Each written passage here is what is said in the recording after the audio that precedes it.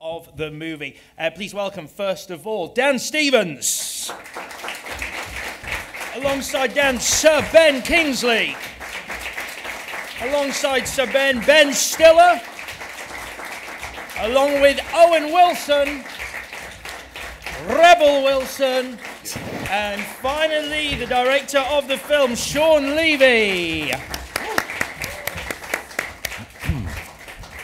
Fantastic to have you all here today in London town.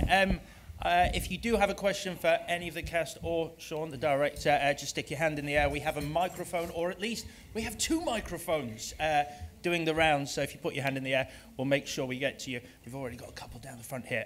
Let me start proceedings off, though, by asking you a question, Shaun. Obviously, we have just a sample of the brilliant cast in this movie here today, some new faces and some returning faces to the series. How is it for you as a filmmaker working with such a talented ensemble? Well, it's actually, you know, although the visual effects and the spectacle and action get a lot of attention, my favorite part of this franchise is this cast. They are not only extremely talented, but everyone kind of comes to work with a sense of play, which is required in a franchise like this, and that includes the group to my left and many of the actors who aren't here today, and it also includes Robin, of course, who was a core member of our troupe, and we were all extremely lucky to get to watch him do his thing up close. Thank you very much, Shaun. Okay, we have a question on the end here. Merry Christmas, by the way, everyone. Christmas. Thank you. I've got a question for everyone from my 7-year-old son, Con. He would like to say, what one thing in your house would you like to come to life at night? Okay, shall we start at this end? Keep it clean, it's a kid's site. Shall we start with you, Dan, and work down the line? Oh, no, what? Start that then. Shaun's got much more interesting things in his house than I feel like Stiller has something. No. No, okay, he doesn't either. Go ahead. Well, in my house, we have a thing called Dinovember, where every night in November, the dinosaurs come to life and wreak havoc. And every morning, my kids come downstairs and they've either been through the fridge or they've torn stuff apart, or they've ripped open a magazine or something. And it's fine for the first couple of weeks, but after about 20 days of November, my wife and I are kind of struggling creatively as to what they're going to come up with next. So things do kind of come to life in my house, but only in November. It's not me, is it? It is. Is it my turn? It is, so bad. I've gone completely blank. I think we're in the same state, aren't we? Yeah. Sort of comatose. Yes. And, what was the question again? Slightly intimidated. What one thing in your house would you like to come to life at night? Well, only for a limited amount of time. Just at night? Really, at night, and maybe for 20 minutes. Yeah. I do have a portrait of Napoleon in one of my bedrooms, and I would rather like to have a chat with him. Alors, qu'est-ce qui se passe? Comme ça, oui. Pourquoi comme ça? Napoleon. Pourquoi? The hand in the... Oh, yes. Yeah, that's very, very French. Very Napoleonic. Yes, me. What was the question again? Well, I don't know. I mean, I can't say my wife, right? Okay.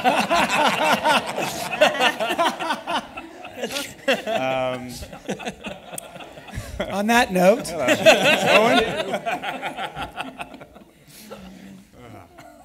we can't top that. Maybe let's throw it to the room. All right, do we have... Yes, of course, down here. So, on behalf of Japanese journalists, I have a question for Dan Stevens. You played fantastic Sir Lancelot, but when portraying this character, what was the biggest challenge for you? Oh my goodness, probably the armour, getting over the weight of it. I hadn't quite appreciated that when taking the role on. I thought, yeah, this would be great, really fun. And we're rehearsing all the sword fights, obviously without the armour on most of the time, and sort of got the hang of that. And then trying everything with the armour on, after a few months, got very, very... it wore me down, let's put it that way. Yeah, I had a very bad back by the end. Thank you very much. Oh, thanks. Coming from Budapest, Hungary, which is still the center of Attila the Hun's former empire. I'd like to have a question on Owen and Ben, because it's a bit awkward for us Hungarians to laugh at him because we know about his cruelty in school, all the stuff we learned, and now you took him also to London for a fun trip. It seems he's a jolly good fellow, and I would like, I'd like to ask you two Americans, are you aware of his legendary cruelty? And what will you tell him? How will you explain him all this in the afterlife? My wife? No. No.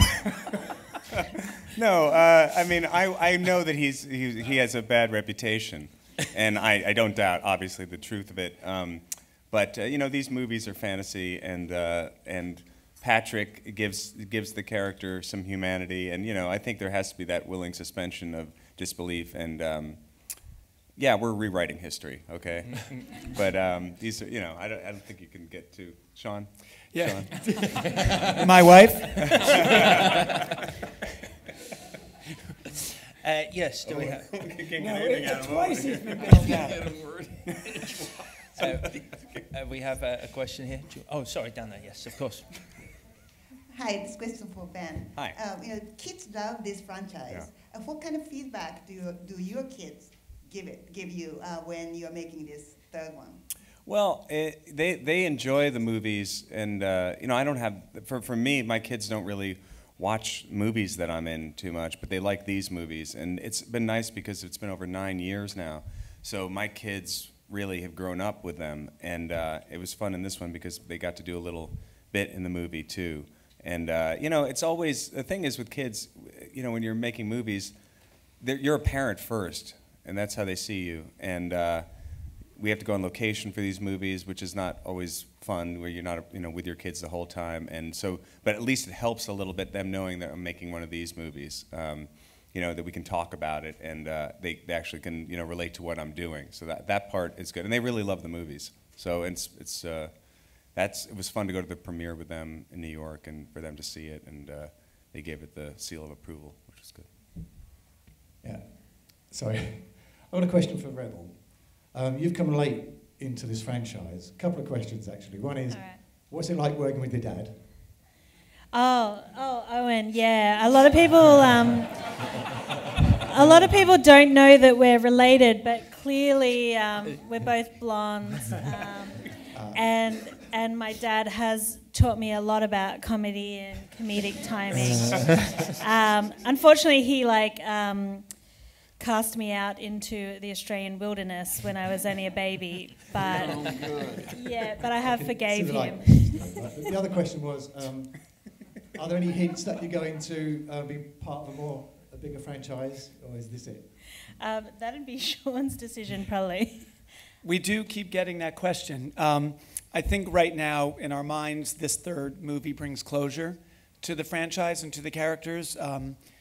I suppose that we can't predict the future, and definitely we have come to love Tilly, the night guard, the newer night guard, and we shall see. Thank you, I'm glad. We'll see what happens next. I did keep my hat from the movie, just in case they needed me again. And yeah, I paid $650 to keep it. Thank you very much. Yes, we have a question down at the front here. Do you have your microphone? Can we pass the microphone down at the front here? Thank you.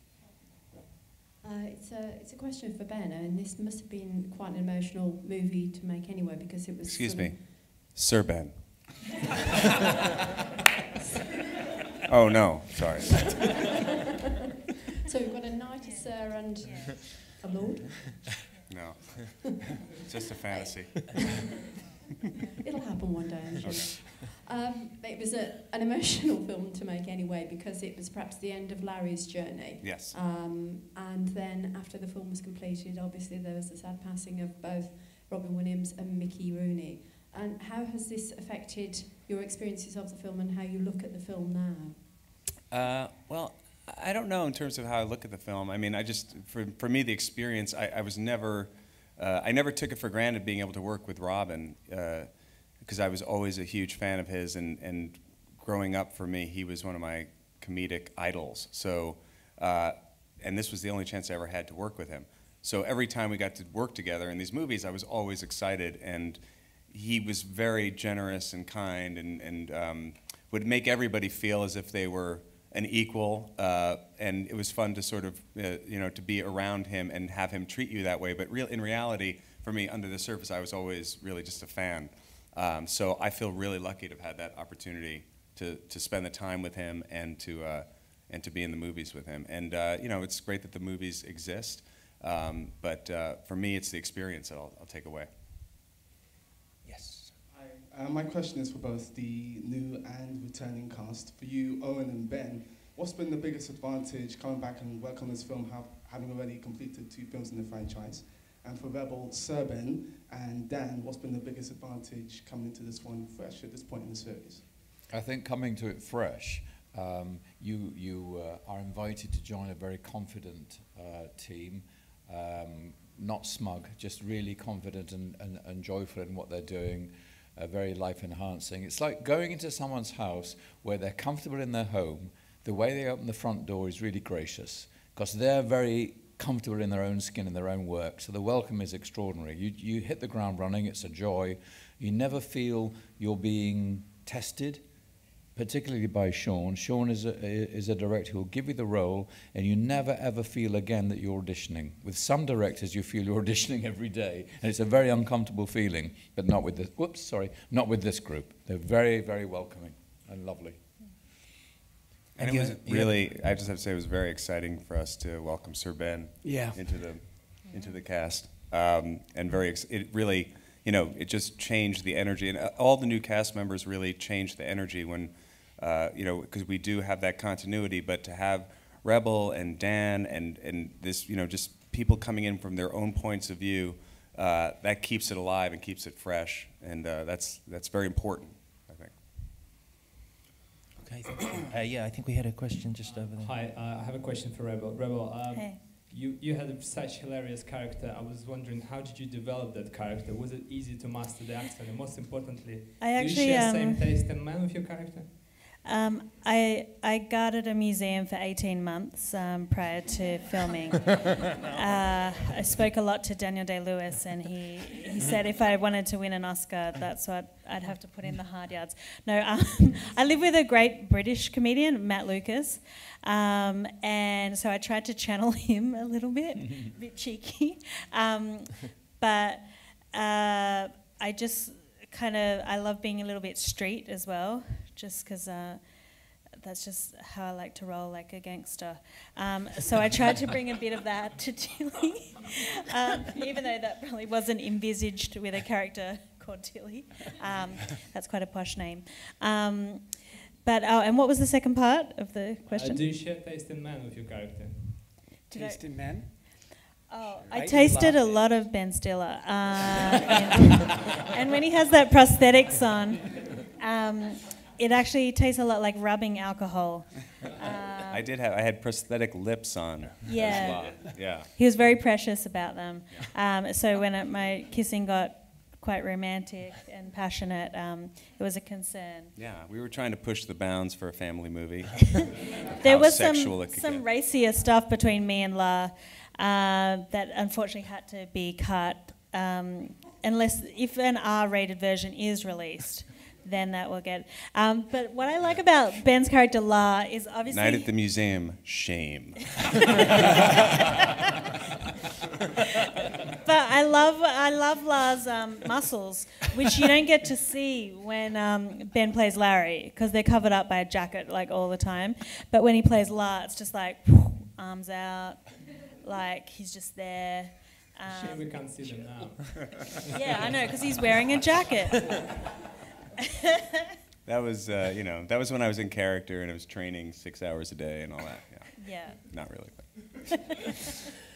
Yes. Hi. Question for Ben. Yeah. Ben, for British viewers, this is the second time this month you've been traumatised by Britain because we saw you with Bear Grylls, yomping around the Isle of Skye, yes. eating limpets. If you'd known that was what they had in store, would you have done it? And a question for Rebel, do you think that you would also like to try sort of Iron Man challenge, preferably with Scottish weather? Yes. Well, first of all, I mean, I you know. watched that episode. You did? Yeah, you were really good. Thank you. I knew. I mean, when you're going out with Bear, that there's going to be challenges, and you know there's going to be weird food to eat. And I didn't quite know how intense it would be or how dangerous it would be, because you know they make you sign this waiver, and there's a reason why they do that, because you could die. You definitely could die. And so right from the beginning, I realized, oh, this is a whole different thing than I thought. But he's a super positive guy, and if there's somebody that you want to spend a night in a cave with and cuddle up with and snuggle with, it's Bear. I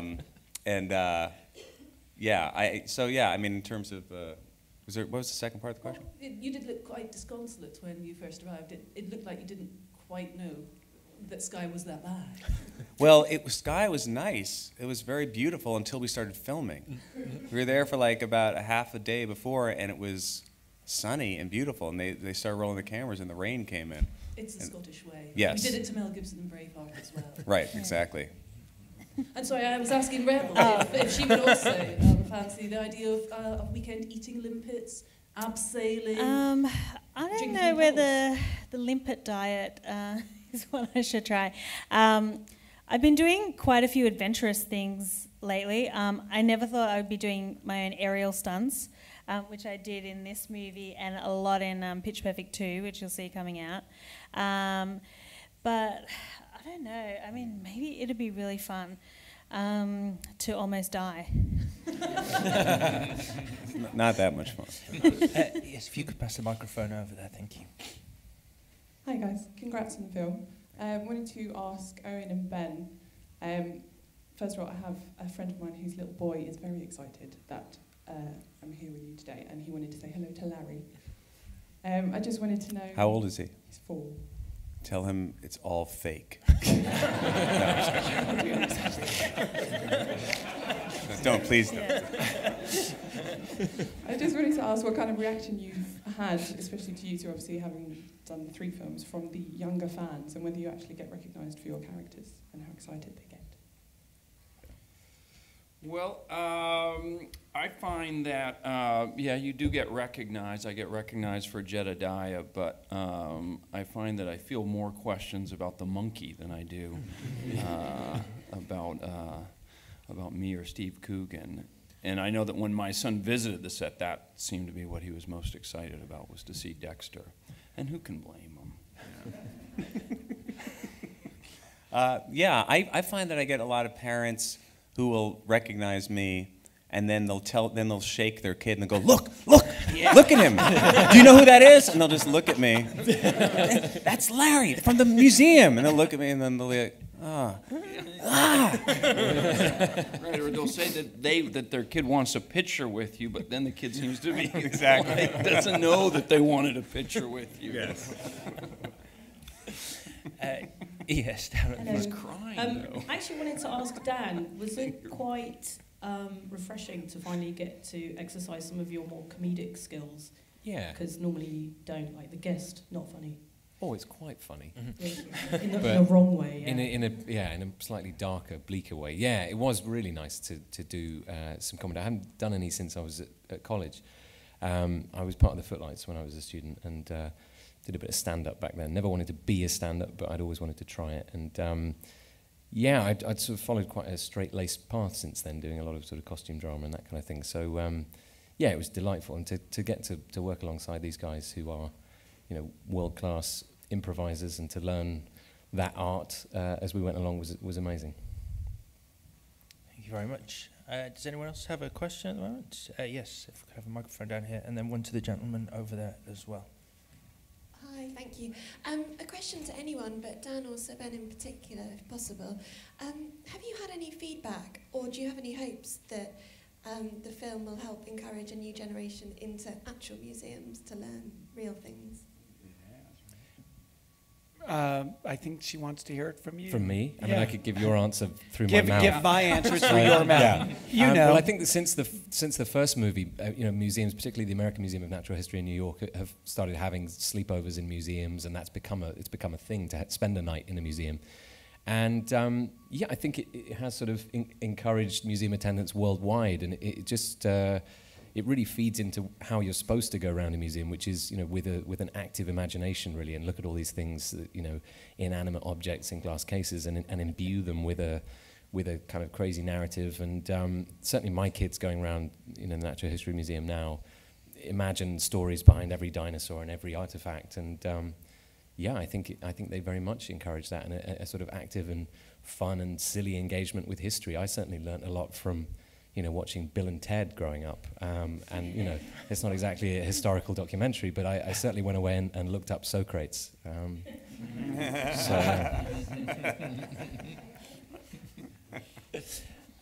Lovely, thank you. Yes, sir.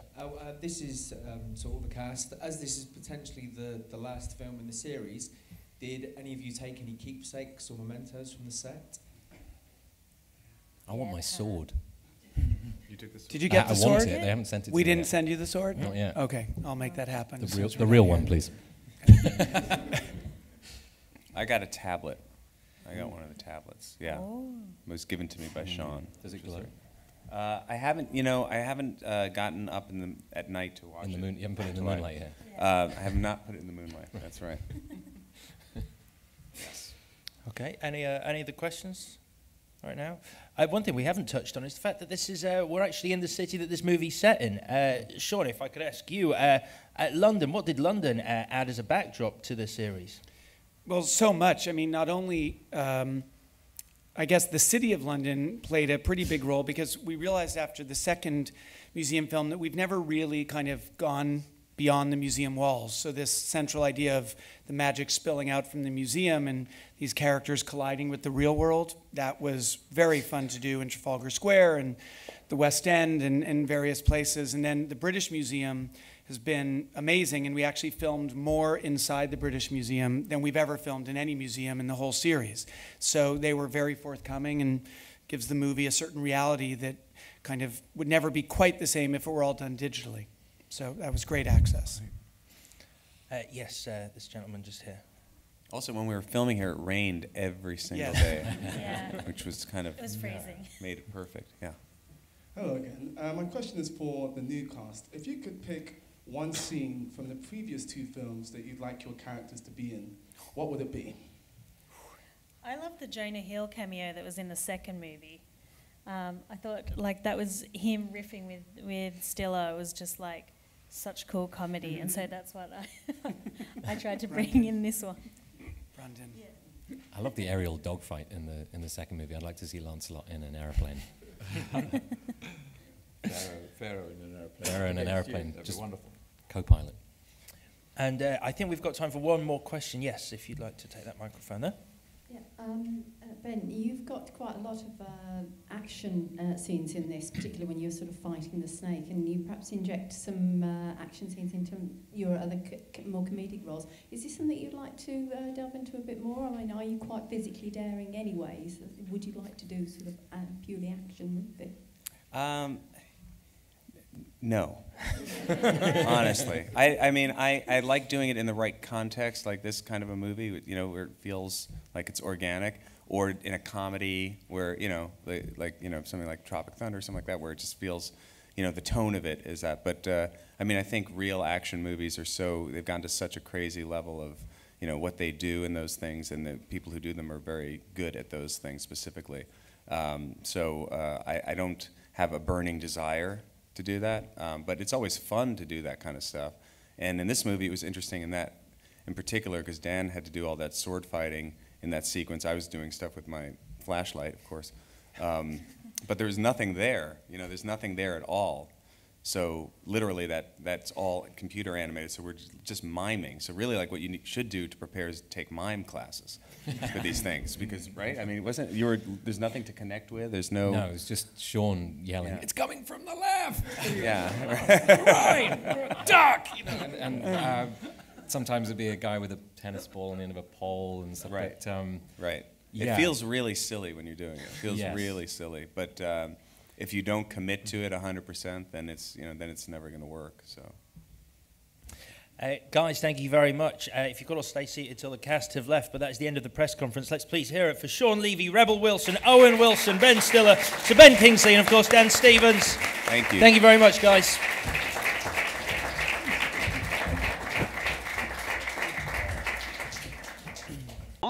gentlemen, you're watching Hey You Guys! Hey You Guys, huh? Hey You Guys. Is that from the Goonies? It is indeed, yes. Nice. Hey